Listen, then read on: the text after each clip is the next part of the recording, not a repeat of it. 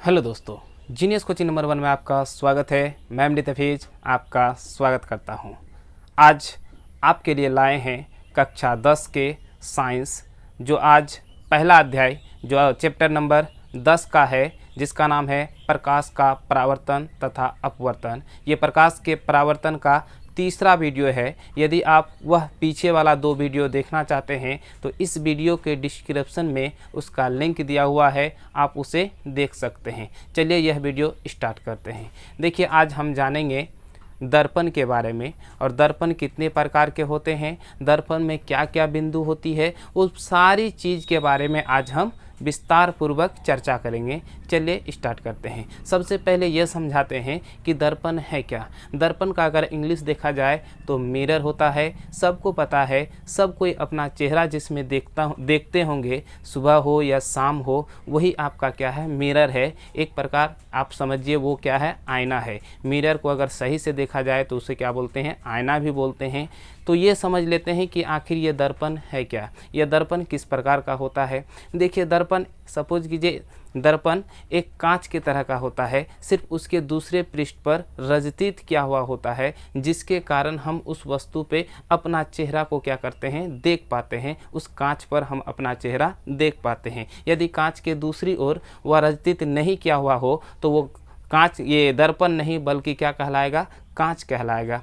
तो ये तो हम सामान्य बात कहें, सब कोई ये आभास किए होंगे। यह समझिए कि जिसमें हमको वस्तु अपने दिखता है, मतलब अपना प्रतिबिंब दिखता है, तो वही हमारा क्या होगा, दर्पण होगा। तो अगर ऐसा भी हो सकता है कि कोई ऐसी चिकनी सतह जिसमें अगर हम खड़ा होते हैं तो हमारा क्या होता है, चेहरा दिखाता है, वो भी एक प्रकार का क्या है, दर्पण है। अगर किताबी परिभाषा देखा जाए दर्पण का तो इस तरह से दे सकते हैं कि वह चिकनी सतह जिसमें प्रकाश के परावर्तन की घटना होती है उसे दर्पण कहते हैं।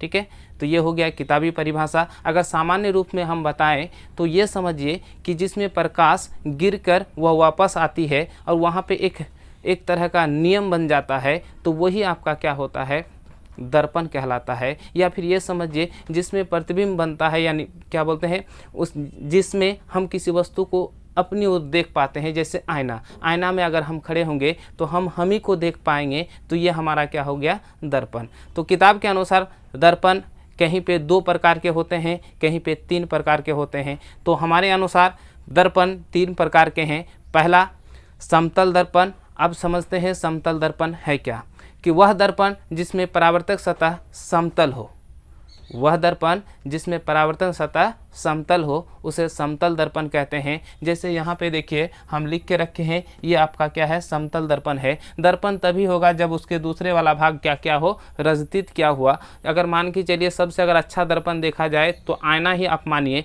जब आप सुबह देखते हैं या शाम में देखते हैं, आप अपने को देख पाते हैं, ये सबसे आपका अच्छा दर्पण है। तो ये हमारा क्या है, समतल दर्पण है, जिसका परावर्तक सतह क्या हो, समतल हो। दूसरा आता है आपका गोलीय दर्पण। ठीक है, तो सिंपल समझिए, वह दर्पण जिसका परावर्तक सतह क्या हो, गोलीय हो। ठीक है, वो क्या है, गोलीय दर्पण। अगर इसका किताबी तरह से परिभाषा देखा जाए तो इस तरह से होगा, वह दर्पण जो किसी खोखले गोले का भाग हो, जिसका परावर्तक सतह किसी खोखले गोले का भाग हो, उसे ही गोलीय दर्पण कहते हैं। अब गोलीय दर्पण सिंपल समझिए, यदि वह गेंद के आकार का है या पूर्णतः गोल है, जो पूर्णतः गोल है उसे ही हम क्या कहेंगे, गोलीय दर्पण कहेंगे। तो इसे 2 भागों में बांटा गया है। गोलीय दर्पण को 2 भागों में बांटा गया है, या इसके 2 प्रकार के हैं। पहला अवतल दर्पण और दूसरा उत्तल दर्पण। अब समझते हैं अवतल दर्पण। वह दर्पण जिसका परावर्तक सतह धसी हुई रहती है उसे अवतल दर्पण कहते हैं। अवतल दर्पण को अभिसारी दर्पण भी कहा जाता है। ठीक है, तो यहाँ पे देखिए अवतल दर्पण का चित्र किस प्रकार बनेगा। यहाँ पे देखिए, ये आपका हो गया आपका अवतल दर्पण। ठीक है, ये अवतल दर्पण देखिए, ये जिस तरह से यहाँ पे अगर किरण पड़ेगी, ये इसका जो परावर्तक सतह है ये क्या है, धंसा हुआ है। पहले यहाँ पे था, इस तरह से यहाँ पे देखिए ये अंदर की ओर जा रहा है, मतलब ये धंस रहा है। तो इसीलिए हम इस तरह से बोल सकते हैं, वह दर्पण जिसका परावर्तक सतह धंसी रहती है उसे अवतल दर्पण कहते हैं। या वह दर्पण जिसका बाहरी भाग रजतीत किया हुआ हो उसे अवतल दर्पण कहते हैं। यहाँ पे देखिए ये वाला जो भाग है, इसका बाहर वाला भाग क्या है, रजतीत क्या है, तो उसे क्या कहेंगे, अवतल दर्पण।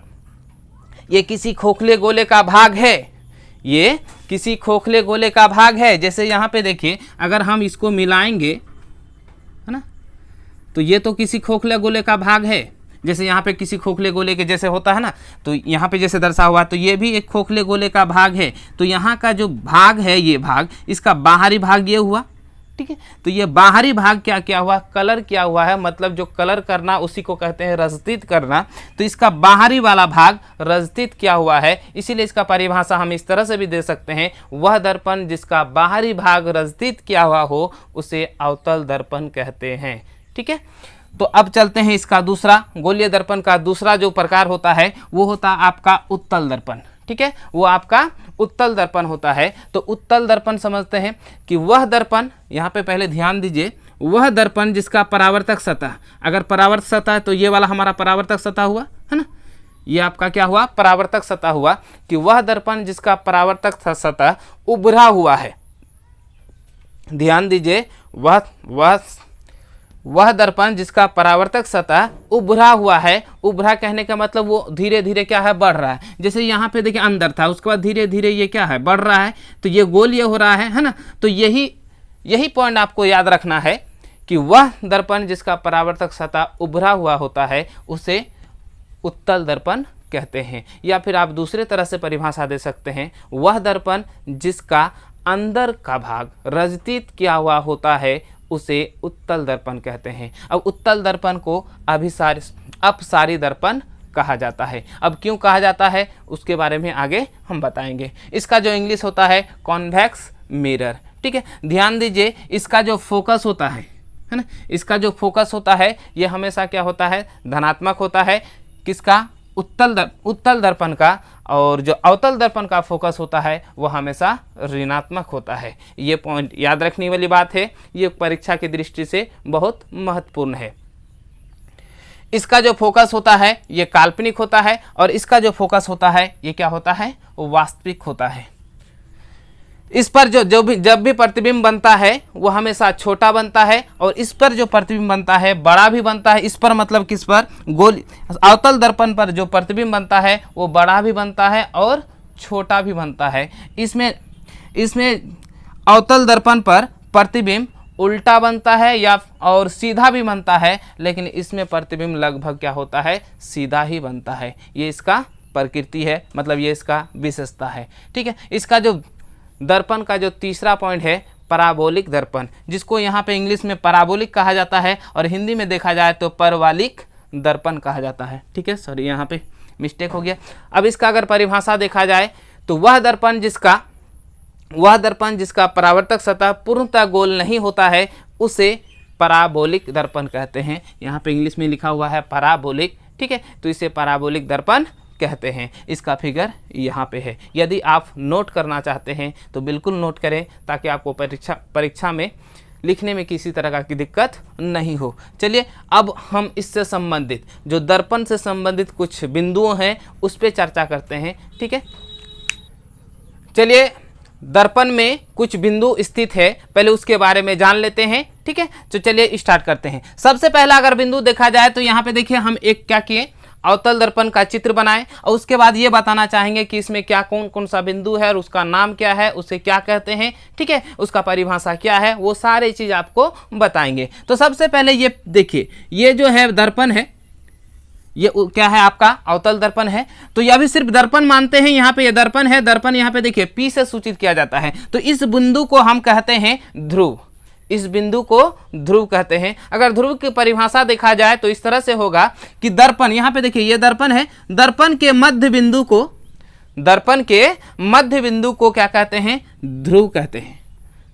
ध्यान दीजिए, दर्पण के मध्य बिंदु को ध्रुव कहते हैं, जिसका इंग्लिश होता है पोल, ठीक है। और दूसरा एक बिंदु होता है, जिस तरह से यहाँ पे अगर खींचा जाए कोई लकीर तो इसको हम द्वारक कहते हैं, इसको कहते हैं द्वारक, ठीक है। तो द्वारक का अगर परिभाषा देखा जाए, तो ये होगा कि दर्पण की चौड़ाई को हम द्वारक कहते हैं, ठीक है। दर्पण की चौड़ाई को हम द्वारक कहते हैं। ये हो गया आपका, ये हो गया द्वारक, ठीक है। दूसरा पॉइंट ये है कि यहाँ पे वक्रता केंद्र। तो ध्यान दीजिए, वक्रता केंद्र किसे कहते हैं। देखिए, जब हम कोई भी लेंस बनाते कोई भी दर्पण बनाते हैं तो वो क्या होता है, एक गोला आकार का होता है, यानी पूर्णतः गोल होता है। तो उसका जो केंद्र होता है, वो गोला का जो केंद्र होता है उसे ही वक्रता केंद्र कहते हैं। जैसे मान के चलिए ये जो हम बनाएं, ये जो हम क्या बनाएं, अवतल दर्पण बनाएं, तो ये तो किसी गोले का भाग होगा ना। जैसे एक प्रकार का ये क्या है, आपका गोला है, ये क्या है, गोला है। तो ये जो गोले का भाग हुआ, गोले का जो बीच वाला केंद्र है, यहाँ पे ये बहुत बड़ा बनेगा, यहाँ पे इस तरह से बनेगा पूरा करके, इस तरह से अगर बनाएंगे तब यहाँ पे थोड़ा सा ज़्यादा हो गया ये, ठीक है। तो ये पूरा बनेगा। तो ये वाला बीज वाला जो भाग, अगर सिंपल भाषा में इस तरह से समझाते हैं, ये अगर दर्पण बनाए हम इस तरह से, तो ये वाला जो भाग सी से सूचित करते हैं। तो ये जो गोले का केंद्र होता है इसे ही वक्रता केंद्र कहते हैं। अगर इसका हम परिभाषा देखें तो इस तरह से होगा, किताबी तरह से इसका परिभाषा इस प्रकार होगा, गोलीय दर्पण जिस खोखले गोले का भाग होता है उस गोले के केंद्र को ही वक्रता केंद्र कहते हैं। ध्यान दीजिए, गोलीय दर्पण जिस खोखले गोले का भाग होता है, गोलीय दर्पण जिस खोखले गोले का भाग होता है उसका केंद्र को, उस खोखले गोले के केंद्र को ही क्या कहते हैं, वक्रता केंद्र कहते हैं, जिसे सी से सूचित किया जाता है। जिसे किससे सूचित किया जाता है, सी से सूचित किया जाता है। ये आपका क्या हो गया, सी, इसी को कहते हैं वक्रता केंद्र, ठीक है। अब इसका दूसरा पॉइंट ये है कि वक्रता त्रिज्या।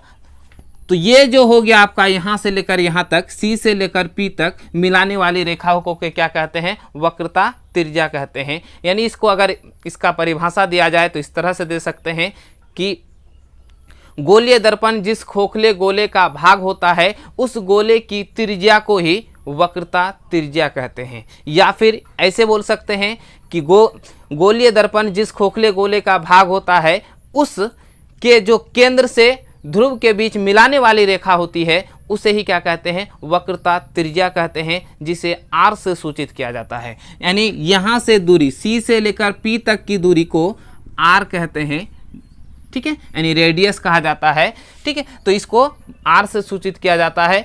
और ये जो आर है, ये जो आर है इस फोकस का क्या होता है, दो गुना होता है। ये फोकस का, इस फोकस का दो गुना होता है। मतलब ये कि आर बराबर होता है 2f। तो इसके बारे में भी हम चर्चा करेंगे आगे। पहले ये समझ लेते हैं कि ये बिंदु है क्या। तो हमने जाना सी के बारे में, उसके बाद किसके बारे में जाना, आर के बारे में, मतलब वक्रता त्रिज्या के बारे में। अब हम जानते हैं मुख्य अक्ष, ठीक है।